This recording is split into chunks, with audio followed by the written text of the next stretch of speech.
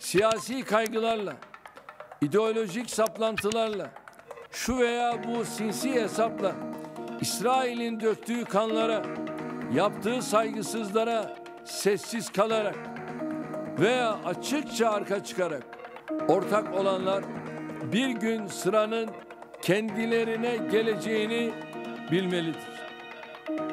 Eğer İsrail'in Filistin'de ve bilhassa Kudüs'te sergilediği saldırganlığı derhal durdurmazsak, yarın herkes kendini bu vahşi zihniyetin hedefinde bulacaktır.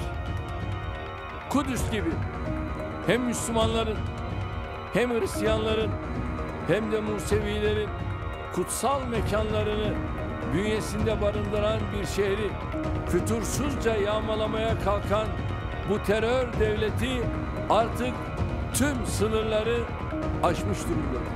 İsrail'in Filistin şehirlerinde ve Kudüs'e sergilediği saldırganlığa karşı çıkmak insanlığın tamamının namus borcudur.